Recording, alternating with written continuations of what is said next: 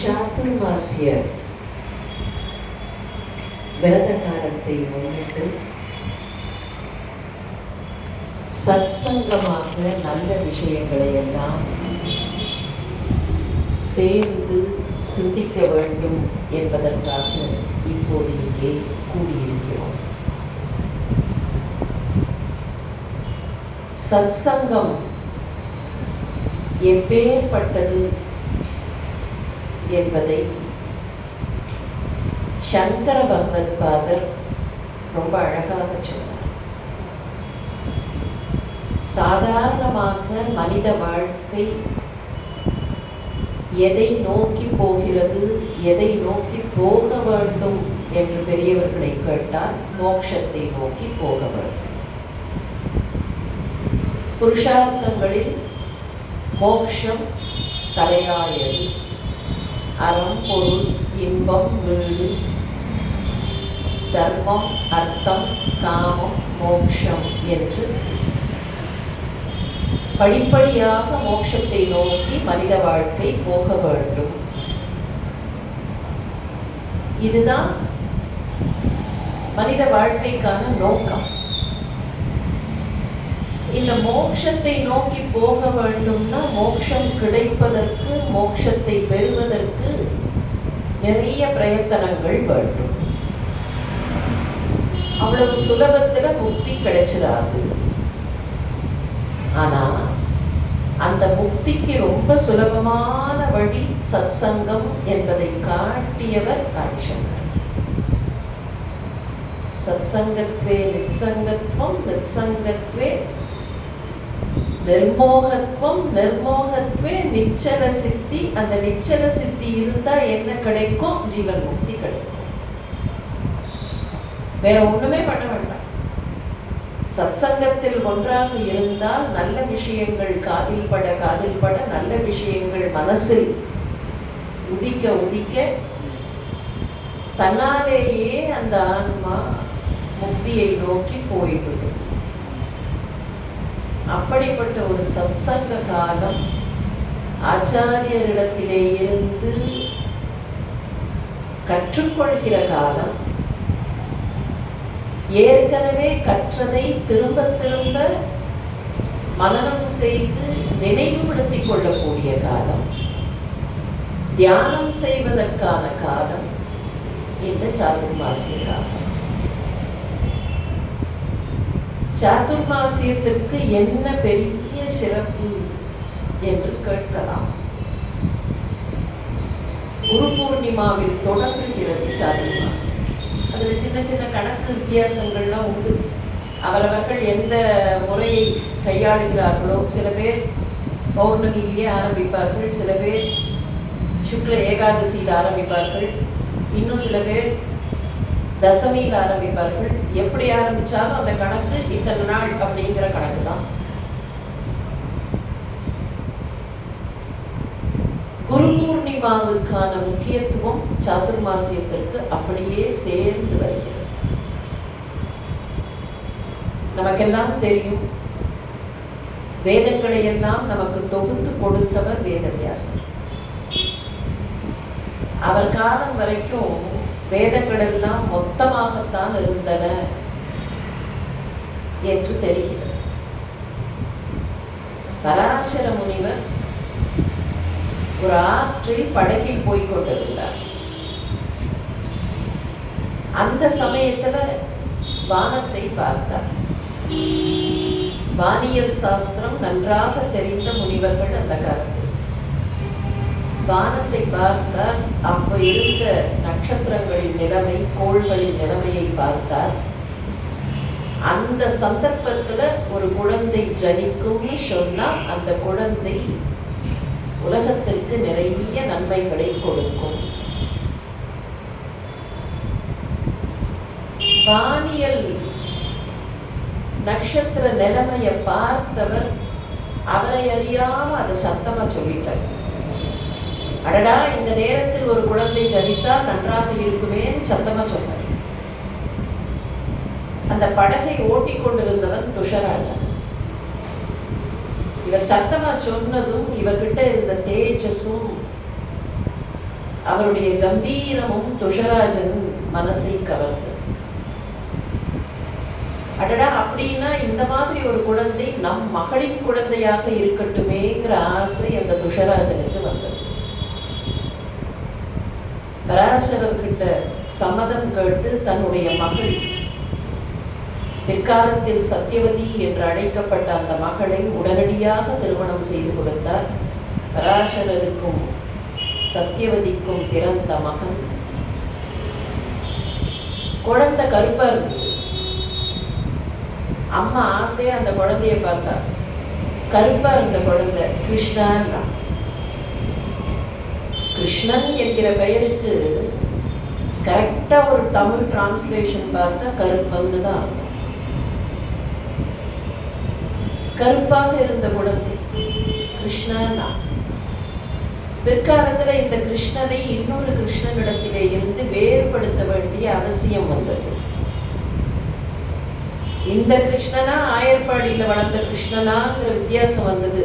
ஒரே பேர்ல ரெண்டு பேர் இருந்தா ஏதாவது ஒரு ஐடென்டிபிகேஷன் சொல்றோமா இல்லையா? இந்த தெருவை சேர்ந்தவர், அந்த தெருவை சேர்ந்தவர்.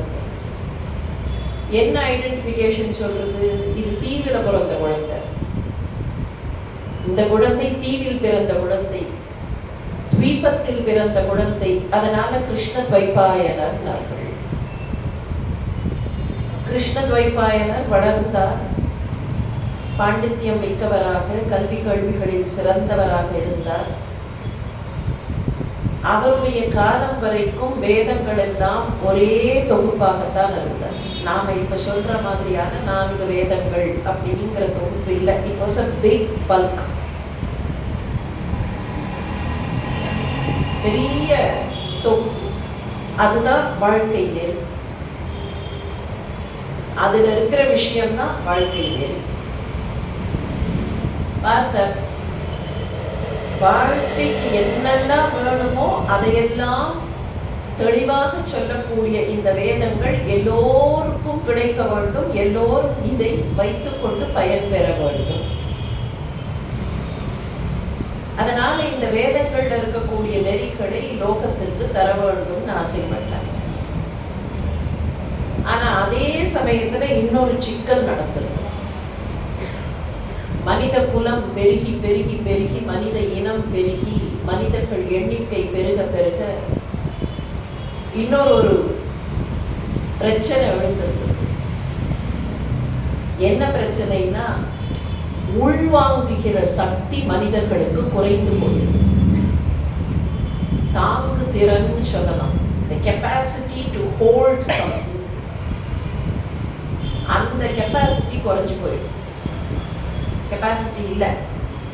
என்ன பண்றது? ஒரு பெரிய விஷயத்தை அப்படியே எடுத்து கொடுத்தா வாங்கிக்கிறதுக்கு சக்தி வரும். அந்த சக்தி இல்லைன்னா கொடுத்த விஷயம் பழகும். அவ்வளோ பெரிய ஆகாச கங்கை மேலேந்து வந்தா அவளை முழுசா தாங்கிறதுக்கு பூமியில சக்தி கிடையாது. அப்ப நடுவுல ஒருத்தர் இன்டர்வீன் பண்ணி அந்த ஆகாச கங்கையை ஜடாபாரத்தில் வாங்கி கொஞ்சம் கொஞ்சமா பூமிக்கு கொடுக்க வேண்டிய அவசியம். குழந்தைகள்லாம் பாடம் படிக்கிறச்சே பெரிய பாடமா இருந்தா, பெரிய சாப்டரா இருந்தா படிக்கிறதுக்கு கஷ்டப்படுவாங்க, விட்டுடுவார்கள் அந்த சாப்டரையே. ஏன் படிக்கலன்னா அது ரொம்ப நிறைய பக்கம் இருக்கு. கொஞ்சமாவது அதுல படிக்கலாமேன்னு தோணாது. மனுஷ மனசு எப்படி நினைக்கும்னா, ஒண்ணு பண்ண முடியாத ஒண்ணு பெருசா இருக்குன்னா விட்டுடுவோம். பெரிய தொகுப்பா அதை கொடுத்தா என்ன பண்றது? விட்டுடுவார்கள். தாங்க முடியல, நீங்க பெருசா கனமா ஒரு பொருளை கொடுத்தா கையில வாங்கச்சே வாங்க முடியலன்னா பொட்டுன்னு கீழே விழுந்துடும், உடஞ்சு போயிடும். இவ்வளவு பெரிய வேதத்தை கொடுத்தா ஒருவேளை வாங்கவில்லை என்றால், சரியாக வாங்கவில்லை என்றால் என்ன ஆகும்? மொத்தமும் போயிடுமே அப்படின்னு பார்த்தார். அப்பதான் ஒரு வழி தோணுது. இத சின்ன சின்னதா பிரிச்சு கொடுத்தா என்ன? பிற்காலத்துல இப்போ மேனேஜ்மெண்ட் அப்படின்னு சொல்றோமே, அந்த மேனேஜ்மெண்ட்ல இப்போ ஒரு டெக்னிக் சொல்லுவார்கள். இதெல்லாம் இப்போ இந்த ஜார்கன் நாம பயன்படுத்துறோம். வெஸ்டர்ன் வேர்ல்டுன்னு சொல்லும்போது பைனாப்பிள் டெக்னிக் அப்படின்பார்கள். அது என்ன பைனாப்பிள் டெக்னிக் அப்படின்றதா, அன்னாசி பழத்தை கொண்டு வந்து முன்னால வச்சா வீட்டுக்கு வந்திருக்கிற ஒருத்தருக்கு உபச்சாரம் பண்ணணும்னு சொல்லி அவர் வந்த உடனே உட்கார வச்சு ஒரு அன்னாசி பழத்தை அவருக்கு கொடுத்தா, முழு அன்னாசி பழத்தை கொண்டு போய் வச்சா அவரால் சாப்பிட முடியுமா? அன்னாசி பழம் தான், கொஞ்சம் கூட குறையாம அப்படியே முழுசா, அதுல எந்த இதுவும் இல்லை, அப்படியே முழுசா கொண்டு போய் கொடுத்தா அவரால் சாப்பிட முடியும். ஆனா அதே அன்னாசி பழத்தை அதனுடைய தோலை சீவி விட்டு வேண்டாததில் எல்லாம் எடுத்து விட்டு அழகா நறுக்கி சின்ன சின்ன துண்டா வச்சா, இவ்வளோ பெரிய பழமா நானே சாப்பிடுறது அப்படின்னு கேட்டவர் துண்டு துண்டா வச்சா அதே அன்னாசி பழத்தின் அத்தனை துண்டுகளையும் ஒரு 5 நிமிஷத்துல 10 நிமிஷத்துல சாப்பிட்டு முடிச்சுடுவாங்க. இது மேற்கத்திய உலகம் சொல்லக்கூடிய டெக்னிக். இதை வேணா நம்ம ஊருக்கு வாக்கா நம்ம பலாப்பழ டெக்னிக் அப்படின்னு மாத்திக்கலாம். ஆனா இதை இன்னைக்கு சொல்றோமே, இதைத்தான் அன்றைக்கு கிருஷ்ணத்வைபாயனர் செய்தார். எதுவுமே அங்கேருந்து வரல, இங்க பண்ணின விஷயங்களுக்கு தான் புது புது பெயர் அங்கேருந்து வரும், அவ்வளவுதான். கிருஷ்ணத்வைபாயனர் பார்த்த இந்த மொத்தத்தையும் கொடுத்தா தாங்க மாட்டார். அப்ப என்ன பண்ணலாம்? இந்த சரியான விதத்துல கொஞ்சம் பகுத்து தொகுத்து எது வேணுமோ கொஞ்சம் டிவைட் பண்ணினார். அப்புறம் சிலதை இங்கே தாங்க அங்கே இங்க அப்படின்னு சேர்த்து ஒரு 4 பாகமாக, இந்த 4ஐயும் 4 பேர்கிட்ட கொடுத்தா எப்படியோ அவர்கள் வைத்து காப்பாற்றுவார்கள். மொத்தத்துல உலகத்துக்கு 4 இருக்கும். தொகுத்தார், பகுத்தார். அப்படி தொகுக்கிறதுக்கும் பகுக்கிறதுக்கும் தான் வியாசம்னே பேர். இந்த வியாசம் செய்தவர் அப்படிங்கிறதுனால வேத வியாசர் அப்படின்னு அவருக்கு பெயர் வந்தது. அது கூட வேதங்களை எல்லாம் தொகுத்து பகுத்து வேத வியாசர் ஆனதுக்கு அப்புறம் கூட அவருக்கு மனசுல திருப்தி வரலையா? இந்த வேதங்களை கூட கொஞ்சம் ஒருவேளை வருங்காலத்துல வரக்கூடியவர்களால முழுசா வாங்கி தாங்க முடியுமோ முடியாதோ அவருக்கு தெரியும். முக்காலமும் உணர்ந்தவர் இல்லையா, வருங்காலம் எப்படி இருக்க போறதுங்கிறது தெரியும். அதனால சரி, இதை இன்னும் கொஞ்சம் கதை மாதிரி சேர்த்து சொன்னா, இதே விஷயங்களை கொஞ்சம் கதை மாதிரி சொன்னா அவர்களுக்கு வாங்கிக் கொள்வது இன்னும் கொஞ்சம் சுலபமாக இருக்கும்னு அந்த ஆசையில தான் பாரதத்தை இயற்றினார். அதனால்தான் அவரே அதை பஞ்சம வேதம் என்பதாக சொன்னார். அப்படியும் கூட அந்த பாரதத்தை கூட தாங்குவதற்கு சக்தி இருக்குமோ இருக்காதோ வருங்காலத்தில். அதனால 11 புராணங்களையும் இயற்றினார். அந்த புராணங்கள்ல கூட பக்தியை அதிகமாக வைத்து தூக்கலாக வைத்து பாகவதத்தை கொடுத்தார். இதை ஒவ்வொருத்தர்கிட்டையும் இந்த போர்ஷன்ஸ் அப்படியே ஒவ்வொருத்தர்கிட்டையும் டிரான்ஸ்மிட் பண்ணும். அந்த 4 வேதங்களையும் ஒவ்வொருத்தர்கிட்டையும், பைலர்கிட்டையும், வைசம்பாயனர்கிட்டையும், ஜெய்மினிகிட்டையும், ஆங்கிரசர்கிட்டையும் கொடுத்து அவர்கள் 4 பேரும் 4 வேதங்களாக அவற்றை கொண்டு வந்து ரோமஹர்ஷற்ற புராணங்களை எல்லாம் கொடுத்து அவர் அந்த புராணங்களை எல்லாம் வழி வழியாக கொடுத்து அதிலேயும் பக்தி சிறந்ததாக இருக்கக்கூடிய பாகவதத்தை சுகபிரம்மத்துக்கிட்ட கொடுத்து அந்த சுகபிரம்மம் வழியாக பாகவதம் கிடைத்தது. வாட்டிகா என்கிற பெண்ணை மணந்தார் வியாசர் என்பதாக வரலாறு. வியாசருக்கும் வாட்டிகா என்கிற அந்த முனி புத்திரிக்கும் பிறந்தவர் தான் சுகபிரம்மம். இப்படி எல்லாவற்றையும் இந்த வாழ்க்கை சரியா இருக்கணும். யாருடைய வாழ்க்கை? அவருடைய வாழ்க்கைக்காக இல்லை. பிற்காலத்துல வரக்கூடியவர்களுடைய வாழ்க்கை நன்றாக இருக்க வேண்டும்னு அவர்களுக்கு பாதை போட்டு எந்த வழியில போனா சரியான இடத்துக்கு போகலாம்ங்கிறத குருவாக இருந்து பிற்கால சந்ததிகளுக்கு குருவாக இருந்து கொடுத்தவர்ங்கிறதுனால தான் எல்லாருக்கும் யூனிவர்சலாக அவர் குரு. அவருடைய அந்த ஜன்ம தினத்தை குரு பூர்ணிமாவாக கொண்டாடுகிறோம். எந்த வழியில வந்தவர்களாக இருந்தாலும், எந்த கோத்திரமாக இருந்தாலும், எந்த வேதமாக இருந்தாலும், எந்த சம்பிரதாயமாக இருந்தாலும், இதெல்லாம் கொடுத்ததுக்கு என்ன காரணம்? இவர்கள் சரியான பாதையில் நடக்க வேண்டும். ஏதாவது ஒரு வழி. அதனால உலகமே அவரை குருவாக கொண்டாட வேண்டும் என்கிற கணக்கில் வந்ததுதான் அந்த குரு பூர்ணிமா. குரு பூர்ணிமாவை ஒட்டி வரக்கூடிய காலகட்டம் சாதுர்மாசி. எல்லாருக்கும் சாதுர்மாசியம் உயர்ந்ததுன்னு சொன்னா கூட குறிப்பாக சன்னியாசிகளுக்கு மிகவும் உயர்ந்ததுன்னு சொல்றது உண்டு. சன்னியாசிகளை வைத்து அதனுடைய டிசைனிங் ஆரம்பிச்சிருக்கோம், அவ்வளவுதான். இது எல்லாருக்கும் பொருந்தும். ஏன் சன்னியாசிகளுக்குன்னு அவர்களுக்கு பிடிமானமே கிடையாது. ஒரே இடத்துல தங்கக்கூடாது. கணக்குப்படி எங்க தங்கலாம், எத்தனை நாள் தங்கலாம் அப்படின்னா ஏகராத்திரே கிராமே. ஒரு கிராமத்துல ஒரு ராத்திரி தான் தங்கலாம். சரி, நகரத்துல எவ்வளவு நாள் தங்கலாம்னா நகரே பஞ்சராத்திரகம், 5 ராத்திரி தங்கலாம். அது என்ன கணக்கு? சிட்டிலனா 5 ராத்திரி தங்கலாம், கிராமத்துலனா ஒரு ராத்திரினா. சிட்டி கொஞ்சம் பெருசா இருக்கும் அந்த கால கணக்குப்படி. டு டிரான்சிட் ஒரு இடத்துல இன்னொரு இடத்துக்கு போறதுக்கே நாடி ஆகும். பெருசா இருக்கக்கூடிய நகரம்னா டிரான்சிட் பண்றதுக்கு குறைந்தபட்சம் 5 நாள் கொடுக்கலாம். அப்ப சன்னியாசிகள் ஒரு இடத்துல தங்கிவிடக் கூடாது.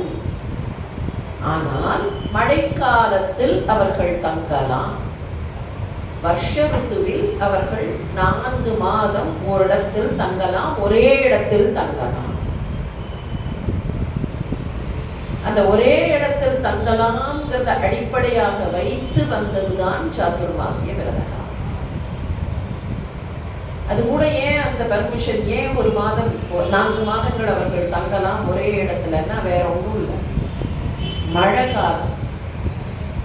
மழை காலத்துல எல்லா இடத்துலையும் தண்ணீர் இப்ப இருக்கிற மாதிரி இல்லை. இப்ப எங்க தண்ணீர் போகணும், எங்க தண்ணீர் போகக்கூடாதுங்கிறதுக்கு ஒரு வகை தொகையே இல்லாம நாம கன்ஸ்ட்ரக்ஷன்ஸை போட்டு வச்சுக்கிறோம். ஆனா அப்ப இருந்த காலத்துல இயற்கையாக தண்ணீர் பள்ளமடையாக பாயும். தண்ணீருக்கு என்ன ஸ்பெஷாலிட்டினா பள்ளமடையாக பாயும். பள்ளத்தை பார்த்து ஒரு மடை வெட்டி கொண்டு தன்னாலேயே பாயும். அப்ப எங்கெல்லாம் பள்ளம் இருக்கோ, எங்கெல்லாம் சின்ன சின்ன இடங்கள் இருக்கோ, அங்கெல்லாம் தண்ணீர் போய் நிரம்பினா அங்க இருக்கிற ஜீவன் என்ன பண்ணும்?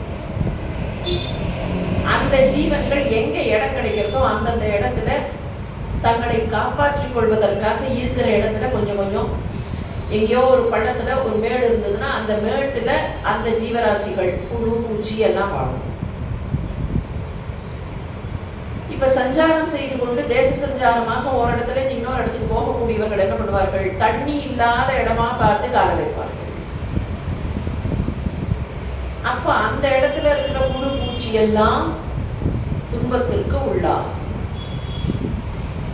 முழுக்க முழுக்க அஹிம்சை இருக்க வேண்டும், பிறருக்கு உதவி செய்ய வேண்டும். இதுதான் ஒரு சன்னியாசிக்கான தர்மம்.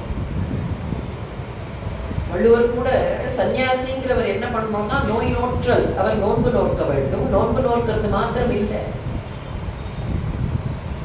மற்ற உயிர்களுக்கு உரு செய்தல், அந்த உயிர்களுக்கு நன்மை செய்தல். அப்ப இந்த 2 இருக்கணும்னா சன்னியாசி போறாருன்னு வச்சுக்கோ, அவர் கூட போகக்கூடிய சிஷ்யர்கள் ஒரு கூட்டம் போகும். இந்த கூட்டம் போறச்சே எல்லாருமா சேர்ந்து அந்த ஜீவராசிகளுக்கு துன்பம் வந்து. அப்ப என்ன சொன்னார்கள்? வேண்டாம், நீங்கள் பயணப்பட வேண்டாம், மழைக்காலத்தில் நீங்கள் ஓரிடத்திலேயே அமர்ந்து விடுங்கள். இதுல இன்னொரு அட்வான்டேஜ் பார்த்தார்கள். சனாதன தர்மத்தை பொறுத்த வரைக்கும் ஒரு முக்கியமான விஷயம், நமக்கு பிற்காலத்து சந்ததிகளுக்கு நாம சொல்ல வேண்டிய விஷயம், ஒரு அட்வர்சிட்டியில கூட பாசிட்டிவாக எதையாவது பார்க்கக்கூடிய ஒரு குணம் சனாதன தர்மத்தினுடைய குணம். இப்ப என்ன, சன்னியாசி ஒரு இடத்துல தங்கக்கூடாது, மழை காலம் வேற வழி இல்லை, போக முடியாது. அந்த காலத்தில் டிரான்ஸ்போர்ட் எல்லா இடத்துலையும் தண்ணீர் தேங்கி இருந்தா எப்படி போறது? இப்போ சென்னை மாநகரம்னு சொல்றோமே, இந்த சென்னை மாநகரத்துக்கு வந்த 2 பேர் மழை காலத்துல வந்தார்கள். மழை காலத்துல வந்ததுனால கோவிலுக்கு கூட அவர்களால போக முடியல. திருமங்கையாழ்வார் வந்தார். 6 மாசம் மலையை சுத்தி தண்ணி, 1 நாள் 2 நாள் இல்லை, 6 மாசம். 6 மாசம் அவரால் உள்ள போக முடியல. பெருமாளே, நான் என்ன பண்ணுவேன், உன்னை பார்க்கணுங்கிறதுக்காக வந்தேனே, நீ எனக்கு சேவை சாதிக்க மாட்டேங்கிறியே, உன்னை பார்க்க முடியலையேன்னார். அப்பதான் பெருமாள் கேட்டாராம், 6 மாசம் கழிச்சு தானே இப்ப என்னை பார்க்க வந்திருக்கேன். ஆமா, 6 மாசம் நான் காத்துட்டே இருந்தேன், மலையடி பாரத்தை காத்துட்டே இருந்தேன். ஏன் உனக்கு தெரியலையா? நீராக காட்சி தந்தேன் என்பது தெரியவில்லையான்னு கேட்டாராம் நீர்வண்ண பெருமாள். அவர் தான் திருநீர்மலையில எழுந்தருளியிருக்கோம். அதே மாதிரி வெள்ள காலத்துல வந்த ஒருத்தர் சுவாமியை தரிசனம் பண்ணவே முடியல. காத்து காத்து பார்த்தார்.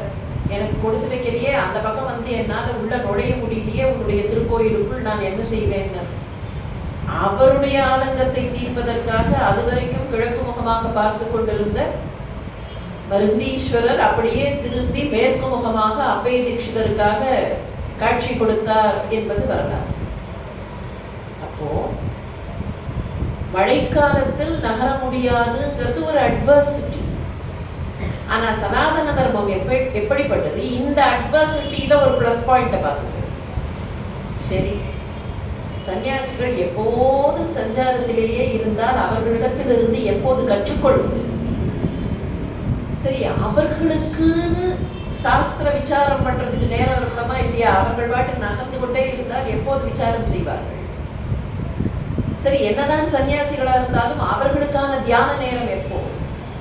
அப்போ இந்த தியானம் செய்வதற்கும் விசாரம் செய்வதற்கும் சிஷ்யர்களுக்கு கற்றுக் கொடுப்பதற்கும் இந்த 4 மாசத்தை பயன்படுத்தி கொள்ளலாம். ஒரு அட்வர்சிட்டியை அப்படியே பாசிட்டிவாக மாற்றக்கூடிய ஒரு குணம் சனாதன தர்மத்தினுடைய குணம். அது கம்ப்ளீட்டா ரிஃப்ளெக்ட் ஆகுது சாதுர்மாசிய காலம். மற்ற சமயத்துல கூட அது நமக்கு முழுசா தெரியாது. ஆனா சாதுர்மாசிய காலத்துலதான் அது முழுசா தெரியும். இது எல்லாருக்கும் பொருந்தும், சன்னியாசிகளுக்கு மாத்திரம் இல்ல. சன்னியாசிகளுக்கு ஏன் அதிகப்படியா சொன்னார்கள்னா, அவர்கள் தான் அதிகமா சஞ்சாரம் போனவர்கள். கிரகஸ்தர்கள் அவ்வளவு தூரத்துக்கு சஞ்சாரம் போயிருக்க மாட்டார்கள், இல்லத்துல இருக்கலாம். சரி, அங்கேயும் இன்னொன்னு வந்தது. சரி, ஒரு இடத்துல இந்த சன்னியாசிகள் தங்கி விடுகிறார்கள். சன்னியாசிகளுக்கு யார் உபச்சாரம் பண்ணணும்? கிரகஸ்தர்கள் தான். இல்லற தர்மத்தில் இருக்கக்கூடியவர்கள். இவர்கள் செய்துதான் அந்த துறவர தர்மத்தையும் காப்பாற்ற வேண்டும். இப்ப அவர்கள் ஒரு இடத்துல தங்கியாச்சுன்னு சொன்னா அவர்களுக்கு பணிவிடை செய்ய வேண்டியவர்கள் இவர்கள். இவர்களுக்கும் வசதி இருக்கணும். என்ன பண்றது? இவர்களுக்கும் வசதி இருக்கணும். இப்ப இவர்களுக்கும் வசதி இருக்கணும், இவர்களும் அவர்களிடத்திலிருந்து கற்றுக்கொள்ள வேண்டும்னா இதை கொஞ்சம் விரதமாக மாற்றலாம். எல்லா பாம்ப் அண்ட் ஸ்பிளெண்டரும் இல்லாமல் விரத காலமாக சில வகை உணவுகள், சில வகை கட்டுப்பாடுகள்னு சொல்லியாச்சுன்னா 2 பேருக்கும் அது வசதியாக இருக்கும். இப்போ எவ்வளவு சயின்டிஃபிக் பிளானிங்ல, எவ்வளவு ரீசனிங்ல இந்த சாதுர்மாசிய காலகட்டம் என்பதே நிர்ணயிக்கப்பட்டிருக்கு. நம்ம கணக்குப்படி பார்த்தா, தமிழ் கணக்குப்படி பார்த்தா, லூனார் கேலண்டர் இல்லாமல் கொஞ்சம் சோலார் கேலண்டருக்குள்ள வந்தோம்னா ஆவணியில் ஆரம்பிச்சு கார்த்திகை மாசம் வரைக்கும். ஏன்னா ஆடி மாசம் ஆஷாட பௌர்ணமி, ஆஷாட பௌர்ணமிக்கு அடுத்த நாள்லேருந்து ஸ்ராவண மாசம் தொடங்கிடுங்கிறது லூனார் கேலண்டர் கணக்கு.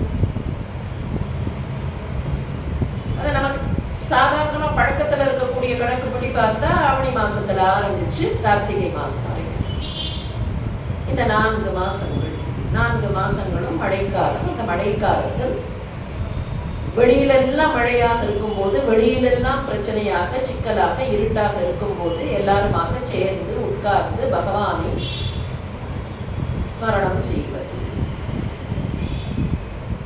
நிறைய பிராக்டிகாலிட்டி இருக்குது. சுத்திலும் இருக்கக்கூடிய இடங்கள்ல தண்ணீர், இருட்டு அப்படின்னா அந்த இருட்டு சமயத்துல வெளியில் போகாமல் எல்லோருமாக சேர்ந்து ஒருவருக்கொருவர் பாதுகாப்பு மாத்திரமில்லை, அந்த சமயத்துல வேண்டாத விஷயங்களை சிந்திக்காமல் பகவானை சிந்திக்க முடியும். தனியா இருக்கிற மனசு கொஞ்சம் சிக்கலான மனசு. ஒண்ணும் வேண்டாம். அதே கை, அதே காலு, அதே தலை, அதே முகம், எல்லாம் அதே தான். நினைத்து பாருங்க, காத்தால 10 மணிக்கு வராத தலைவலி இல்ல வராத கால்வலி ராத்திரி 10 மணி ஆனா இதோ இதோ இதோ இதோ அப்படின்னு எப்படி எப்படி அதே கால் தானே. ஏன் அது ராத்திரியானா மாத்திரம் வருது அப்படின்னா, பகல் நேரத்துல எத்தனையோ டைவர்ஷன், யார்கிட்டயோ பேசுறோம், மறந்து போறது, வேலை இருக்கு. அப்ப தனியா இருந்தா மாத்திரம் தான் இதெல்லாம் தலை தூக்கும். அப்ப தனியாக இருந்தால் இதெல்லாம் தலை தூக்காம இருக்கணும்னு சொன்னா சத் சங்கம். அந்த சத் சங்க நேரத்துல யார் ஒருத்தருக்கு நெகட்டிவா தாட்ஸ் இருந்தா கூட இன்னொருத்தருக்கு பாசிட்டிவா இருந்தா அது சேர்ந்து சரியாக போகும். சாதுர்மாசிய சிஸ்டம்ங்கிறதே ரொம்ப சயின்டிபிக்கா டிசைன் பண்ணின ஒரு சிஸ்டம். இந்த 4 மாதத்திலேயும் பகவானை நினைப்பது, குருவினிடத்திலே இருந்து கற்றுக்கொள்வது. அதனால தான் இப்பவும் பார்க்கலாம், மடாதிபதிகள் கூட காத்தால அந்த பட்டணம் ரொம்ப முக்கியம். காத்தால எது செய்கிறார்களோ இல்லையோ பட்டணம் என்பது கண்டிப்பாக செய்யப்பட வேண்டும். படிச்சதா கூட இருக்கலாம், மறுபடியும் படிக்கிறது, நினைவுபடுத்திக் கொள்வது, அல்லது புதியதாக படிப்பது. புதியதாக படிப்பது, கற்றுக்கொள்வது தான் அப்படிங்கிறதுக்கான ஒரு காலகட்டம் தான் இந்த காலம். குருவினிடத்திலே இருந்து கற்றுக்கொள்வது.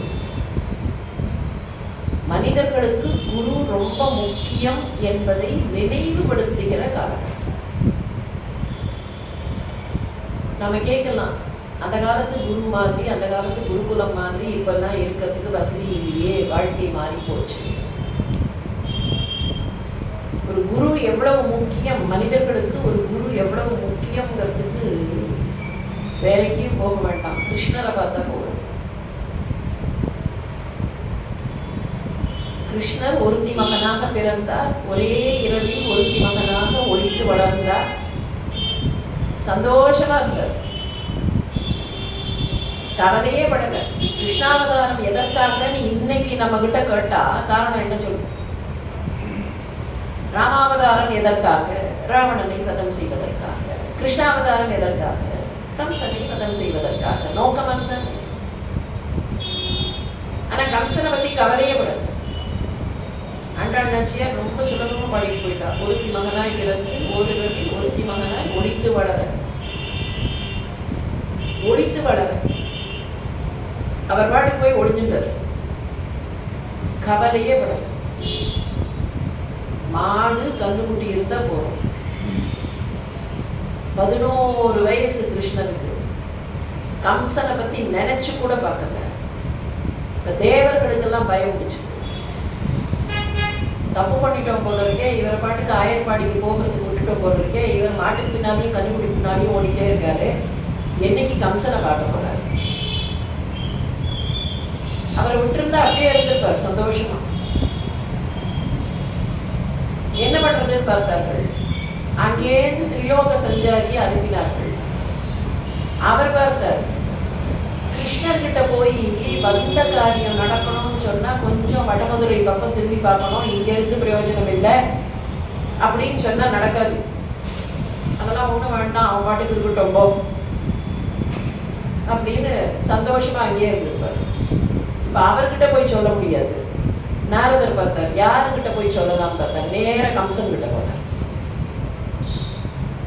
கம்சன் கிட்ட போய், கம்சா எனக்கு என்னமோ சந்தேகமா இருக்கு, அந்த அந்த பக்கம் நந்தகோபர் வீட்டுல ஒரு பையன் வளர்றான்னு சொன்னார்கள் பாரு, அவன் தான் அந்த 8வது குழந்தையா இருக்குமோன்னு எனக்கு சந்தேகமா இருக்கு. அன்னை வரைக்கும் நாரதரை மதிச்சதே கிடையாது கம்சன். இத சொன்னாரோ இல்லையோ, எப்பவுமே நம்ம மனசுல இருக்கிற ஒரு விஷயத்தை யாராவது சொல்லிட்டா அவர்கள் தான் வானலோகத்திலேருந்து இறங்கி வந்தவர்கள்னு துண்டு போட்டு தாட்டுவோம். அது வரைக்கும் அவர்களை பிடிக்காது. ஆனா நம்ம மனசுல இருக்கிறத சொல்லிட்டா ஏற்பட்டவர், அவருடைய ஞானத்துக்கு அவரே சொல்லிட்டார் அப்படின்னா that is only approving what we have thought. அதனால they become bigger. கம்சனுக்கு இப்ப ரொம்ப பிடிச்சு போச்சு அவரை. நான் நினைச்சதையே நீங்கள் சொல்லிக்கிறீர்களே. ஆமாம் கம்சா, சந்தேகமாகத்தான் இருக்கிறது, என்ன பண்ணலாம்? ஒண்ணும் இல்லை, கவலையே படாத. எப்பவுமே நமக்கு எதிரிய வெளியில விட்டு வைக்க கூடாது. நம்ம கிட்டயே வச்சுட்டோம்னா அந்த எதிரியை கண்ட்ரோல் பண்ணிடணும். நீங்களே ஐடியா கொடுங்கள். என்ன பண்ணு, யாகம் நடத்துறேன்னு சொல்லி எப்படியாவது அந்த நந்தகோபரையும் அந்த பையனையும் இங்க வரவழைச்சு போராதா கம்சனுக்கு. யாகம் நடத்துவதாக திட்டம் போட்டான். நந்தகோபருக்கு அழைப்பு அனுப்பினான். நந்தகோபர் அவருக்கு சந்தோஷம் தாங்கல. கம்ச மகாராஜா எவ்வளவு நல்லவர் தெரியுமா, நம்மை அங்கே வர சொல்லி இருக்கிறார். யசோதை சொன்னா, எனக்கு என்னமோ சந்தேகமா இருக்கு, இந்த குழந்தைய கூட்டிட்டு போக வேண்டாம், நீங்க மாத்திரம் வேணா போகலாம். இல்லை இல்லை, கம்ச மகாராஜா ரொம்ப நல்லவர். நந்தகோபர் எவ்வளவு தூரத்துக்கு சுத்தைங்கிறதுக்கு ஒண்ணு சொல்லுவார்கள், பசும்புல் நோவ நடவாதவர். காத்தால புல்லு மேல, பசும்புல் மேல கால் வச்சா கூட அதுக்கு வலிக்காது, அது அப்படியே இருக்கும். அது மேல இருக்கிற அந்த பனித்துளி உடையாது. அவருக்கு யாரையும் சந்தேகப்பட தோணல. கம்ச மகாராஜா ரொம்ப உத்தமராகும், அதனாலதான் அவ்வளோ பெரிய யாகத்துக்கு நம்மை கூப்பிட்டு இருக்கிறார். அக்ரூரர் வந்தார், தங்கத்தேர் வந்தது, அந்த கதையெல்லாம் நமக்கு தெரியும். புறப்பட்டு போனார்கள். அங்க புறப்பட்டு போய் குவலையாவிடத்து மேல அவனுக்கு அவ்வளவு நம்பிக்கை. அப்புறம் அந்த நம்பிக்கை இல்லாமல் போக சானூரன் மீது நம்பிக்கை, முஷ்டிகன் மீது நம்பிக்கை, இதெல்லாம் முடிஞ்சு கம்சன் அழிந்தான். கம்சன் அழிஞ்ச உடனே கொஞ்சம் கற்பனை பண்ணிப்பாங்க. 8வது குழந்தை உன்னை அழிக்கும்னு அசரீரி சொன்ன அன்னைக்கு ஆரம்பிச்ச சிக்கல். அது வரைக்கும் தேவகினா அவனுக்கு ரொம்ப பிரியம். ஆனால் அந்த தேவகியை கொண்டு வந்து சிறையில போடுற அளவுக்கு அந்த பிரியம் மாறி போனது அந்த ஒரு அசரீரியில. இப்ப கம்சன் அழிந்தான்னு சொன்ன உடனே உலகத்துக்கே தெரிஞ்சிருக்குமா இல்லையா, அந்த 8வது குழந்தை இந்த குழந்தை தான், தெய்வ குழந்தை இந்த குழந்தை தான் தெரிஞ்சிருக்குமா இல்லையா எல்லாரும்? அதுவும் யாரும் பக்கத்துல நெருங்க முடியாத கம்சன், பக்கத்துல நெருங்கவே முடியாது. அவன் நிறுத்தி வச்சிருந்தாரு குவலையா பீடம், அது அதை விட பெருசு. குவலையா பீட யானையத்தான் நிறுத்தி வச்சிருந்தான் யாகசாலை. என்ன பண்ணியிருந்தான்னா, கிருஷ்ணனுடைய வாசனையை அதுக்கு புகட்டி வச்சிருந்தான். குவலையா பீடம் ரொம்ப அவசரம், அதை கீழே பார்க்கவே முடியாது, தெரியவே தெரியாது, அந்த ஹைட்ல 4 காலு 4 தூண். அதுக்கு ட்ரெயின் பண்ணியிருந்தான். கிருஷ்ணன் வாசனைய ட்ரெயின் பண்ணி வச்சிருந்தான். கிருஷ்ணன் பக்கத்துல வந்தா காலை தூக்கி மிதிச்சிடுன்னு ட்ரைனிங் இருக்கு. கிருஷ்ணர் தனியா வரல, கூட 4 தோழர்கள், எப்போதும் கிருஷ்ணன் தோடையே பிடிச்சுன்னு தொங்குற ஆயர்பாடி கோபர்கள். இந்த 4 குழந்தைகளுமா விளையாட ஆரம்பிச்சது. நீங்க குழந்தைகளுக்கு ஒரு பந்தலை போட்டுட்டு குழந்தைகளை விளையாட விடுங்களேன், அந்த தூணை சுத்தி சுத்தி வந்து விளையாடும். இப்ப யானை தெரியல, இந்த 11 வயசு 10 வயசுக்கு யானை எங்க இருக்குன்னு தெரியல, தூண் மாத்திரம் தெரிஞ்சது. ஆனா பெரிய தூணா இருக்குடா கிருஷ்ணா அப்படின்னு எல்லாம் சுத்தி சுத்தி வந்தது. இப்ப யானை காட் கன்ஃபியூஸ்ட். எந்த காலகிட்ட பார்த்தாலும் அதே வாசனை, எந்த கால தூக்கி வைக்கிறது? 4 காலையும் அதே வாசனை, கன்ஃபியூஸ் ஆகுது. தும்பிக்கை இப்படி எப்படி நகர்த்தினா புரியல எந்த வாசனைன்னு. அந்த சான்ஸ்ல தான் அந்த தும்பிக்கையை பிடிச்சு அதை ஒன்றுமில்லாமல் செய்த கிருஷ்ணன். இப்ப இதெல்லாம் நடந்ததுக்கு அப்புறம் வந்திருக்கிற இந்த 11 வயசு குழந்தை சாதாரண குழந்தை இல்லைன்னு உலகத்துக்கு தெரிஞ்சிருக்குமா இல்லையா? இது தெரிஞ்சு போச்சு. இதெல்லாம் நடந்து ஒரு மாசம் அங்கேயே எல்லாம் செட்டில் ஆகி, இந்த பிரச்சனையெல்லாம் செட்டில் ஆகும்போது வசுதேவர் கேட்டார், கிருஷ்ணா நீயும் பலராமனும் போய்விடாதீர்கள், நீங்கள் இங்கேயே தங்கிவிடுங்கள், தயவு செய்து திரும்பியும் அயற்பாடிக்கு போய்விடாதீர்கள். இது வசுதேவருடைய குழந்தை நம்ம தெரிஞ்சாச்சு. நந்தகோபருடைய குழந்தையாக இருக்க முடியாது, இது வசுதேவருடைய குழந்தை தான், இதுதான் அந்த 8வது குழந்தை. இத்தனையும் தெரிஞ்சு போயிடுச்சு.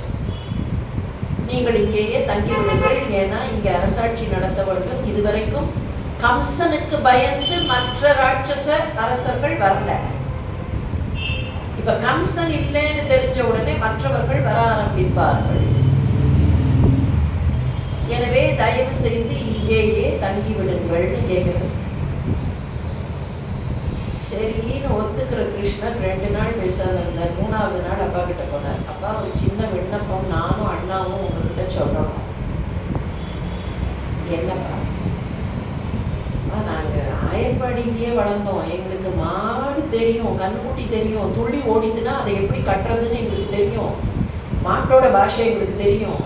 ஆனால் நாங்கள் வேற எதுவும் ராஜரீக விஷயங்கள் எல்லாம் படிக்கலை. எங்களுக்கு வேதம் எல்லாம் தெரியாது, அதெல்லாம் நாங்கள் படிக்கலை. எங்களை ஏதாவது குரு கிட்ட அனுப்பி வைக்கணும்பா. நாங்கள் போய் குரு கிட்ட குருகுல வாசம் பண்ணி படிச்சுட்டு வரோம்.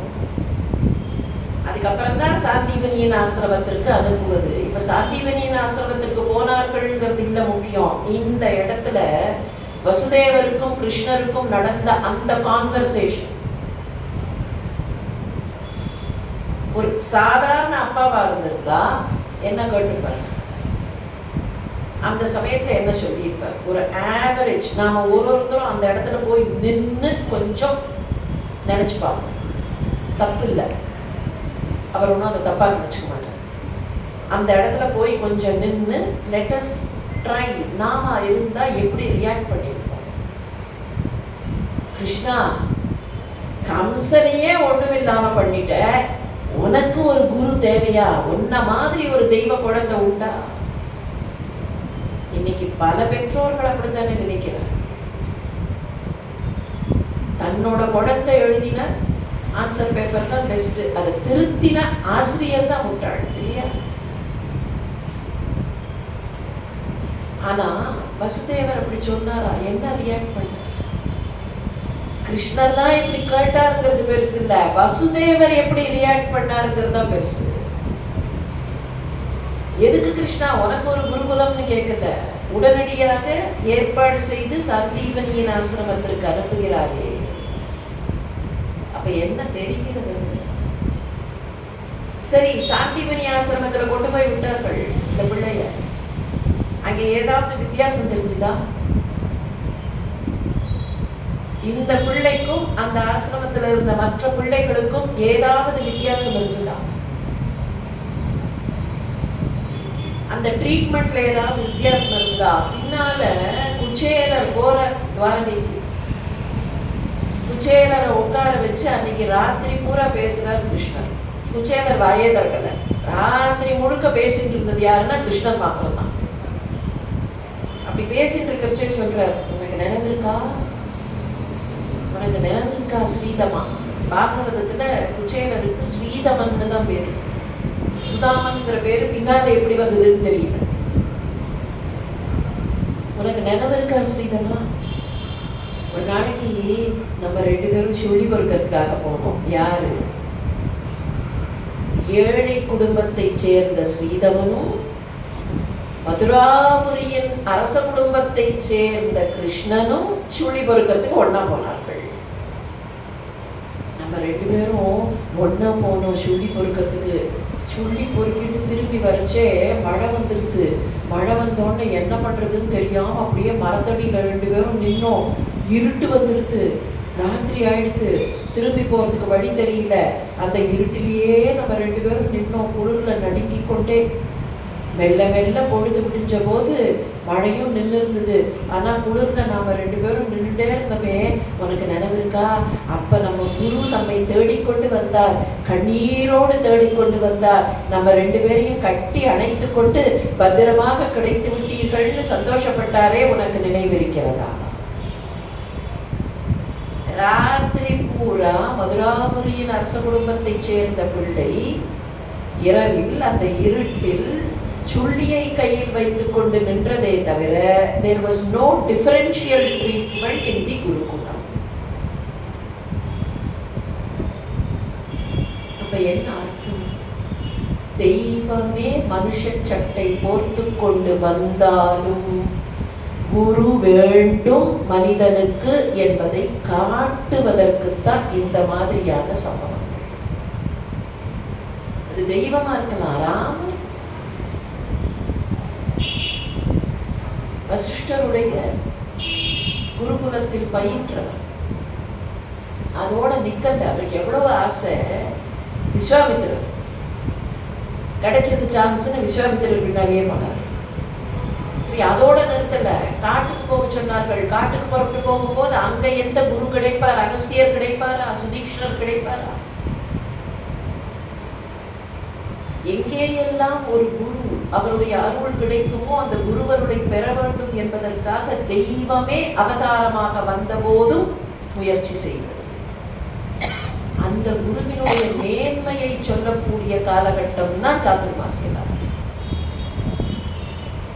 அந்த குருவுக்கு பணிவிடை செய்வதும், குருவினிடத்திலே இருந்து ஏதாவது அருள், கொஞ்சம் அந்த அருள் கிடைக்காதா, கொஞ்சம் அவர்கள் கற்றுக் கொடுப்பது கிடைக்காதா என்று காத்து கொண்டிருக்கக்கூடிய காலகட்டம். இந்த 4 மாச காலகட்டத்துல விரதம் வைத்தார்கள். அந்த விரதம் எல்லாருக்கும் உண்டுனார்கள், கிரகஸ்தர்களுக்கும் உண்டு. ஏன் சன்னியாசிகளுக்கு மாத்திரம் தானே, கிரகஸ்தர்களுக்கு கிடையாதுன்னா உண்டு. காரணம் என்ன? அவர்கள்கிட்ட கற்றுக்கொள்ள வேண்டும்னு சொன்னா அந்த சமயத்துல மற்றதுக்கெல்லாம் நேரத்தை குறைச்சிக்கணும்.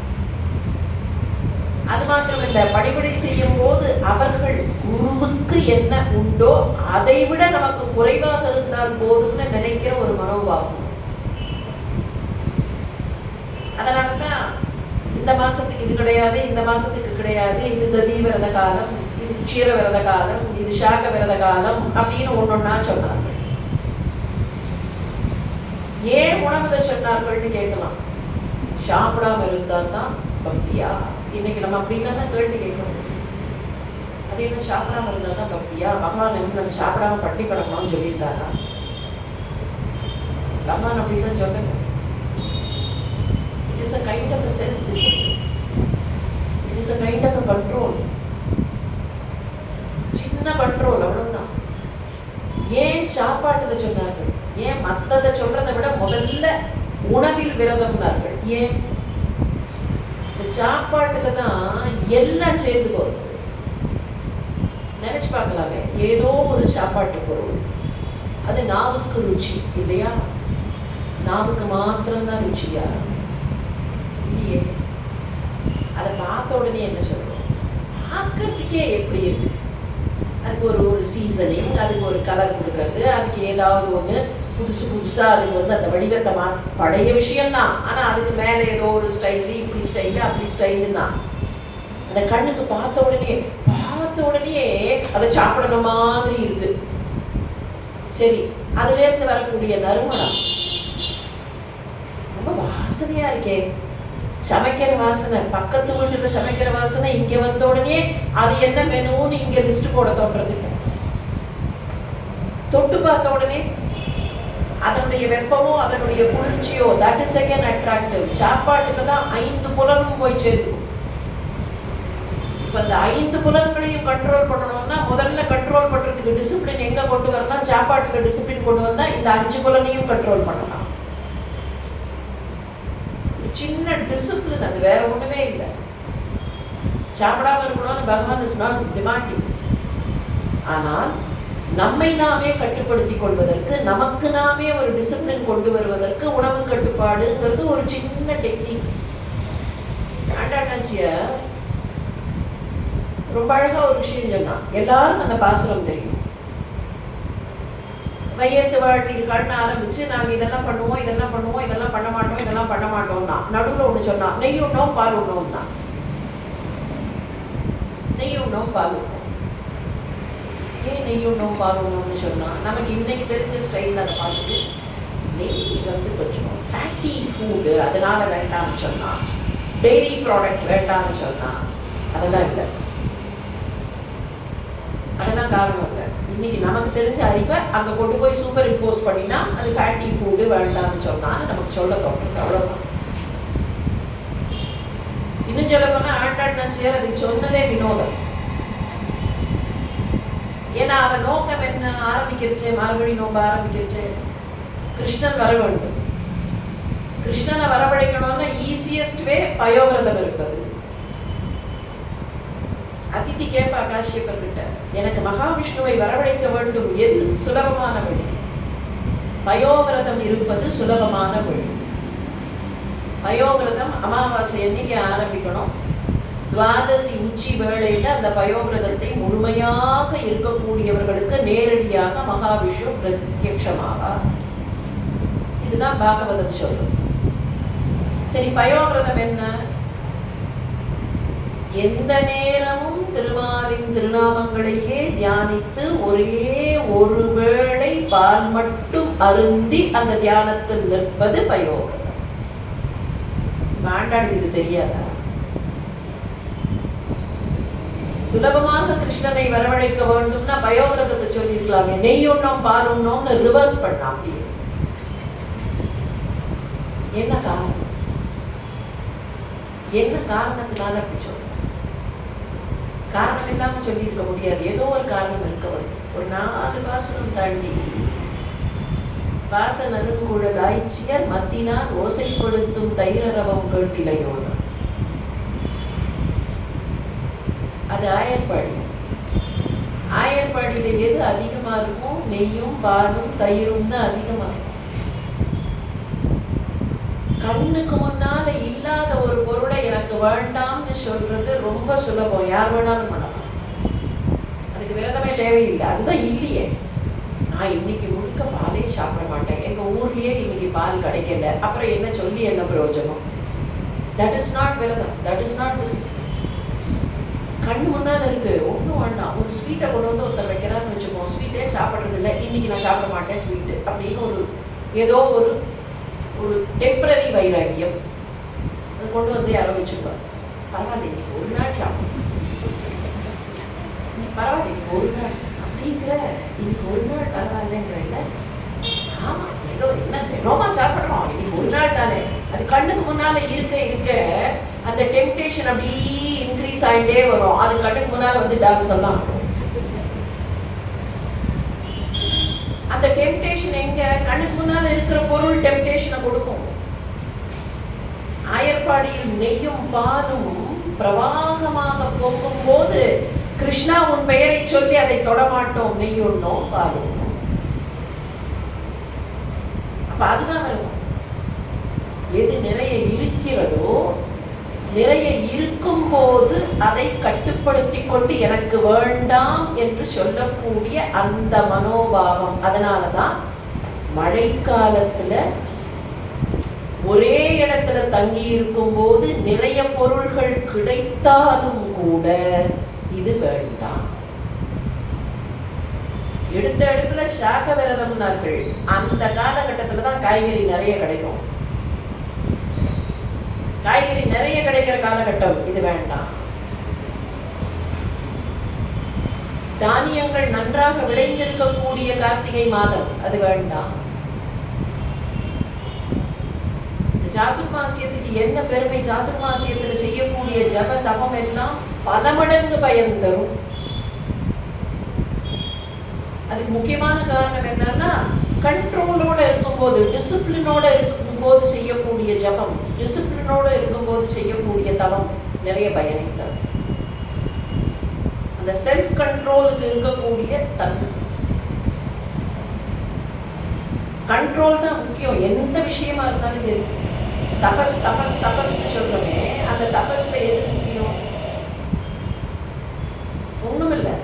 தபஸ் பண்ணினவர்கள்னா எத்தனை வருஷம் தபஸ் பண்ணாங்க? லிஸ்ட் போட்டு பார்த்தா ஒரு ராட்சசன் கூட 1000 வருஷத்துக்கு குறைஞ்ச தபஸ் பண்ணதான் தெரியல. சூரபத்மன் 10,000 வருஷம் தபஸ் பண்ணான். ராவணன் 10,000 வருஷம். 1000 வருஷத்துக்கு ஒரு தடவை ஒரு தலையை கிள்ளி போட்டுக்கிறோம். 10வது தலையை கிள்ள போற சமயத்துல தான் பிரம்மா வந்தார். சூரபத்மன் அதை விட தபஸ் பண்ணான். தபஸ் பண்ணிட்டே இருந்தான். மகேஸ்வரன் வருவார்னு பார்த்தான், வரல. கோபம், நீ வரவில்லையா, நான் என்ன செய்கிறேன் பாருனா. நேர ஒரு எம்பி முன்னால் அந்த சூலத்தை வச்சுட்டு தான் அவனுடைய ஹோமகுண்டம் நேர எம்பினான். எம்பி நேர சூலத்து மேல வந்து விழுந்து தெரிச்சு நெருப்புல விடுவான். இறந்து போனான். அப்படியே விட்டுருந்தா பிரச்சனையே கிடையாது. அப்படியே விடல. பக்கத்துல இன்னொருத்த உட்காந்துருக்கான், சிங்கமுகாசுரம். அந்த சிங்கமுகாசுரன் முன்னால வயசானவரா ஒருத்தர் வந்து நின்றார்.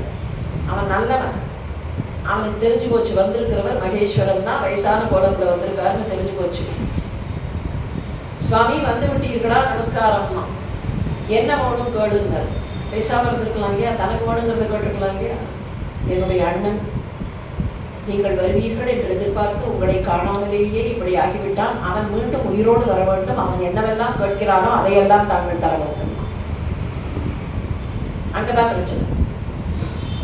இந்த ராட்சசர்கள்லாம் தபஸ் பண்ணார்களே, வயிற்றை கட்டி வாயை கட்டி பல்லாயிரக்கணக்கான ஆண்டுகள் ஒற்றை காலில் நின்று, வெயில் நேரத்தில் நெருப்பில் நின்று, குளிர் நேரத்தில் பனியில் நின்று, சாப்பிடவே சாப்பிடாமல் தபஸ்லாம் பண்ணார்களே.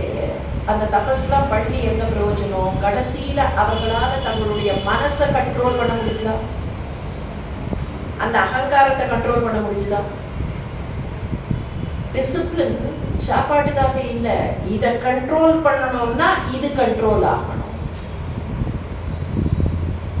ஏன் இந்த விரத காலத்தில் இது வேண்டாம் அது வேண்டாம் சாப்பிடாம இருக்கணுங்கிறதுக்காக இல்லை. சாப்பாட்டை குறைக்கணும், சாப்பிடவே கூடாது, என்ன இது சனாதன தர்மம் சாப்பிடக்கூடாதுன்னு சொல்கிறது இல்லை. சனாதன தர்மம் மனத்தை கண்ட்ரோல் பண்ணுவதற்கு படிப்படியா ஒரு ட்ரைனிங் கொடுக்கிறது. சின்ன குழந்தைய ஆனா எழுதுறதுக்கு ட்ரைனிங் கொடுத்தா அதுக்கப்புறம் எழுத வரும். இதுக்காக கொடுக்கப்படுகிற ஒரு ட்ரைனிங்.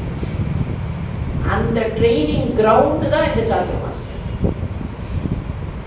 அது கூட பக்ஷோவை மாசகன்னு சொல்லி 4 மாசம் வாழ்ந்தா அதையே 4 பட்சமாக குறைத்துக் கொள்ளலாம். Matter of convenience. இந்த காலகட்டத்தில் செய்யக்கூடியதெல்லாம் மிகச்சிறப்பாக இருக்கும். மிகச்சிறப்பாக இருப்பதற்கு ஒரு காரணம், இது மனக்கட்டுப்பாட்டோடு இருக்கக்கூடிய காலகட்டம். அதுல கூட ஒரு கதை உண்டு. இது தட்சிணாயன காலம்.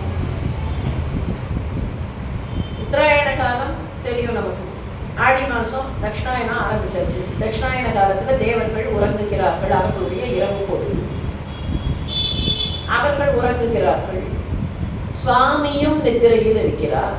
இந்த காலகட்டத்தில் சுவாமியும் நிதிரையில் இருக்கிறார் கணக்கு. அது ஒவ்வொரு சம்பிரதாயத்துல ஒவ்வொரு மாதிரி மாறும். சுவாமி நிதிரையில் இருக்கிறார்னு இல்லை, அவர் தூங்க போறது இல்லை. நாம தூங்கணுங்கிறதுக்காக அவர் கொஞ்ச நாளைக்கு நீங்களும் தூங்குங்கள் அப்படின்னு சொல்றோம், அவ்வளவுதான். ஹரிதுவியில் இருக்கிறார், யோக நிதிரையில் இருக்கிறார். பெருமாள் கோயில்ல அவர் நிதிரையில் இருக்கிறார்னு சொல்லி அத்தியாயனமே கூட போயிருக்க அவர் எழுப்பக்கூடாது. சயன ஏகாதசி இப்படி எல்லாம் கணக்கு. சாதுர்மாசியமே சில பேர் சயன ஏகாதசியில் தான் தொடங்குவார். இந்த கணக்கெல்லாம் இருக்கு. இதெல்லாம் தட்சிணாயன காலம். ராத்திரி காலம் இது தேவர்களை பொறுத்தவரையில் ராத்திரி நேரம். ராத்திரி தேவின்னு ஒருத்தி. ராத்திரி தேவி தான் இந்த ராத்திரி இரவு காலத்தினுடைய அபிமான தேவதை. அவளுக்கு வருத்தமா இருக்கு. இது என்ன, இது எல்லாருமா சேர்ந்து என்னுடைய காலத்தை ஒண்ணுமில்லாம பண்ணிட்டார்களே, என்னுடைய காலத்தில் எதுவுமே இல்லை என்று என்னை ஓரமாக ஒதுக்கி விட்டார்களேன்னு வருத்தப்பட்டாளாம். அப்படி வருத்தப்பட்டவள் மகாவிஷ்ணுவனிடத்தில் போய் கேட்டாள், எனக்கு ஏதாவது விமோச்சனம் இல்லையா? அப்போ மகாவிஷ்ணு சொன்னார், கவலைப்படாத, உங்ககிட்ட 3 ஜாமங்கள், இரவுக்கு 3 ஜாமங்கள், 3 ஜாமங்கள் மனுஷர்களுடைய கணக்குல 2 மாசம். ஒவ்வொரு ஜாமத்துக்கும் 2 மாசம். அப்ப 6 மாசம் கணக்காச்சு. தட்சிணாயனம் 6 மாசம். இந்த 6 மாசத்துல கடைசி 2 மாசம் பிரம்ம முகூர்த்த காலம், தேவர்களின் பிரம்ம முகூர்த்த காலம். அதனால அந்த 2 மாசத்தை விட்டுடு. மிச்சம் இருக்கிற 4 மாசம் இருக்கு பத்தியா, இந்த 4 மாசத்துல பூஜை புனஸ்காரம் ஜபம் தபம் எது செய்தாலும் அதற்கு பல மடங்காக பலன் கிடைக்கும்னு இப்பவே உனக்கு வரம் கொடுத்துடுறேன். அதனால இந்த 4 மாசத்துல மனிதர்கள் உன்னை பெருமையோடு நினைத்து நிறைய நல்ல விஷயங்களை செய்வார்கள். அதனால்தான் அந்த 4 மாசத்துல செய்யக்கூடியது பல மடங்காக பலன் தரும். சின்னதா ஒரு தானம் செய்தால் கூட இந்த காலகட்டத்தில் அன்னதானம் செய்வது அவ்வளோ விசேஷம். கொஞ்சம் கொடுத்தால் கூட அது பல மடங்காக பலன் தரக்கூடிய காலம் இந்த சாதுர்மாசி. அவரவர்கள் கல்வியை அதிகப்படுத்திக் கொள்ளக்கூடிய காலம். கல்வின்னு ஏதோ வேத கல்விக்கு மாத்திரம்தான் அப்படின்னு நாம வைக்க வேண்டிய அவசியம் இல்லை. அந்த காலத்துல சொல்வார்கள், ஒரு 30 வருஷத்துக்கு முன்னாலதான் சொல்வார்கள், மழை வந்ததுன்னா வீட்டுல பெற்றோர்கள் என்ன சொல்வார்கள்னா, சரி இன்னைக்கு மழை பெய்யறது, பேசாம புஸ்தகத்தை எடுத்து வச்சுட்டு படி, வெளியில எங்கேயும் போக முடியாது, படிப்பதற்கு இது வசதியான நேரம். சாதுர்மாசியம்ங்கிறது அதுதான். வேத அத்தியனம் பண்ணக்கூடியவர்கள், படனம் செய்யக்கூடியவர்கள் இது ஒரு பக்கம். ஆனா சாதாரணமாகவே அவரவர்களுடைய வாழ்க்கையில என்ன விஷயங்கள் தினப்படி நாம கையாளுகிறோமோ அதை திரும்பவும் பார்த்து to redefine ourselves இருக்கக்கூடிய காலம். அதே மாதிரி தியானத்துக்கு பகவானை நினைப்பதற்கான காரணம். அந்த சமயத்துல எதுக்கோ போயிடும். நம்ம சிஸ்டம் எவ்வளவு அற்புதமான சிஸ்டம்ங்கிறதுக்காக சொல்றேன். இந்த 4 மாசம் இதுக்கப்புறம் இந்த பிரம்ம முகூர்த்த காலம் போது மார்கழி வந்து சில விஷயங்களை மார்கழியில பண்ணுங்கள்னார்கள், சில விஷயங்களை சாதுர்மாசியத்துல பண்ணுங்கள்னார்கள். எதுக்கு? இப்ப பண்ணிட்டோம்னு சொன்னா இந்த ட்ரைனிங் வருஷம் பூரா வரும். ஒண்ணுமில்லை, எக்ஸாமுக்கு படிப்போம். முதல் நாள் காத்தால சீக்கிரமா எழுந்து படிக்கிறது கஷ்டமா இருக்கும். கடைசி நாள் எக்ஸாம் அன்னைக்கு, எக்ஸாம் முடிஞ்சு போனதுக்கு அப்புறம் அடுத்த நாளைக்கு அலாம் வைக்காமலே அந்த டயத்துக்கு முடிஞ்சு போகணும். இன்னைக்கு இல்லையா ஒன்றும் பழக்கம் வந்தாச்சு.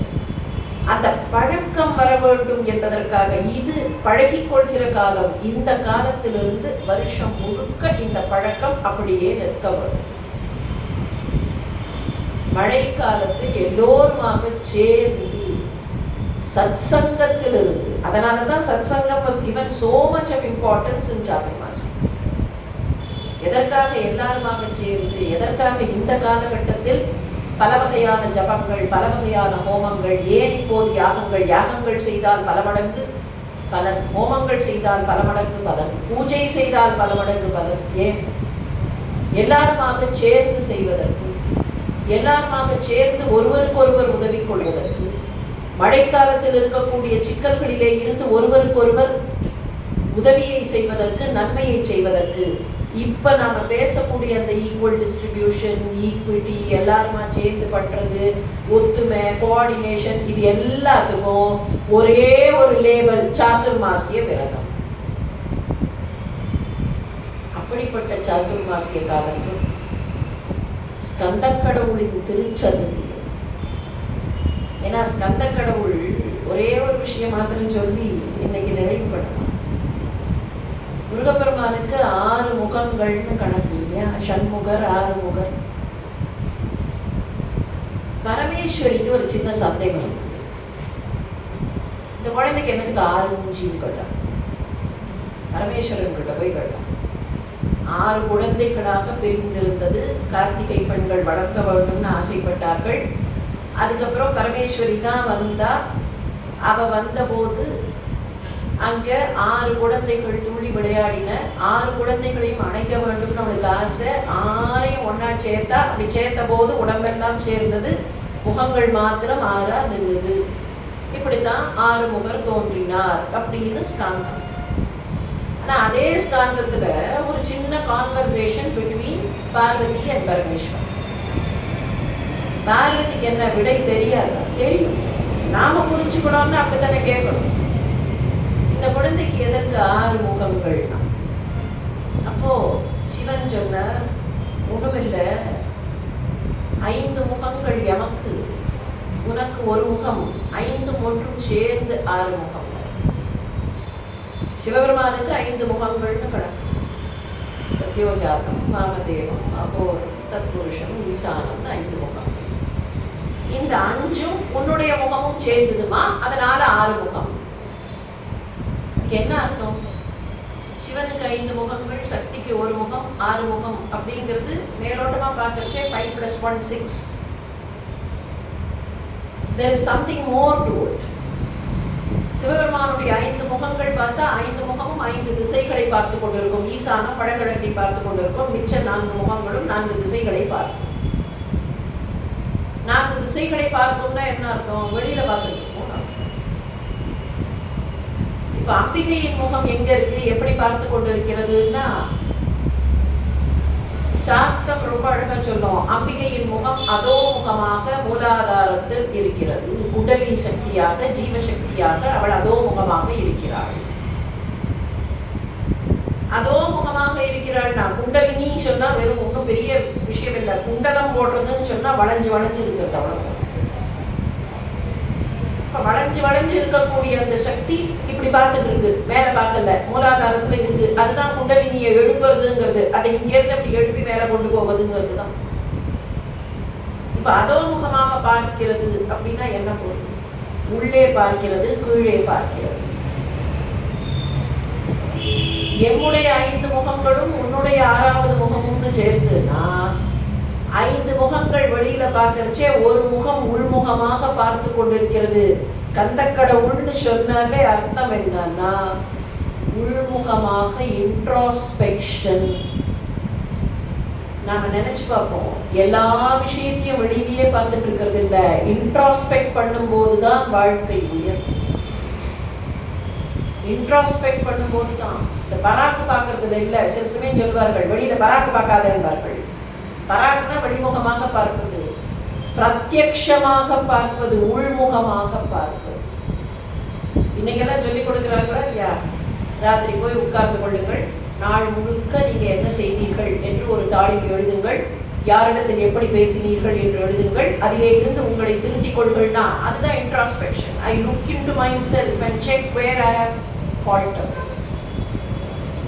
அப்ப கந்தக்கடவுள்னு சொல்லும் போதே என்ன அர்த்தம்னா வெளியில மற்றவர்களை பார்த்து, வெளி விஷயங்களை பார்த்து அதிலேருந்து பற்றதில்லை. நமக்குள்ள நாம என்ன சரியா இருக்கோமா இல்லையா, நாம கட்டுப்பாட்டோட இருக்கோமா இல்லையா, நாம எந்த இடத்துல தப்பு பண்ணோம், அந்த இடத்தை எப்படி சரி பண்றது, அந்த இன்ட்ராஸ்பெக்ஷன். உண்மையில் பார்த்தால் சாதுர்மாசியம் என்பது is in a way an introspection time. தியானத்தில் அமர்வதுன்னா என்ன? இன்ட்ராஸ்பெக்ஷன். உள்ளுக்குள்ளே இருக்கக்கூடிய அந்த பகவத் ஸ்வரூபத்தை தியானத்தின் வழியாக உணர்வது. கற்றலை மீண்டும் கற்பதுன்னா என்ன அர்த்தம்? எனக்கு தெரியுங்கிறது இல்ல. கற்றல் அப்படிங்கிற விஷயத்துல ஒண்ணு சொல்லுவார்கள், லேர்ன் அன்லேர்ன் டு ரீலேர்ன். எனக்கு தெரிஞ்சதுதான் சரியில்லை, அதை அன்லேர்ன் பண்ணி மறுபடியும் படிக்க வேண்டும்னா அதை சொல்லிக் கொடுக்கக்கூடிய காலம். ஏற்கனவே தெரிந்த வேதத்தை மீண்டும் மீண்டும் மீண்டும் புதிய பார்வையில் தெரிந்து கொள்வது அன்லேர்ன் டு ரீலேர்ன். அப்ப இதெல்லாம் சேர்த்து வச்சு பார்த்தோம்னா இந்த சாதுர்மாசிய காலகட்டம் என்பது ஒரு இன்ட்ராஸ்பெக்ஷன் காலகட்டம். அந்த இன்ட்ராஸ்பெக்ஷனுக்கே அதிபதியாக இருக்கக்கூடிய அவருடைய திருவடியில் சாதுர்மாசியத்தை பற்றியும் சாதுர்மாசிய விரத காலத்தை பற்றியும் ஒரு சில சிந்தனைகளை எல்லோருமாக சேர்ந்து பகிர்ந்து சிந்திப்பதற்கு அற்புதமான வாய்ப்பை கொடுத்த அந்த கந்தக்கடவுளுக்கும் இந்த நிர்வாகத்தை சேர்ந்த அனைத்து பெருமக்களுக்கும் நெஞ்சார்ந்த நன்றியை குறித்தாக்கிக் கொள்கிறேன். முருகப்பெருமானுடைய அருள் எப்போதும் எல்லோருக்கும் கிட்ட வேண்டும் என்பதை அவருடைய திருவடிகளிலேயே பிரார்த்தனையாக வைக்கிறேன். நம்முடைய சிந்தனையை நாளை தொடர்கிறோம். நன்றி.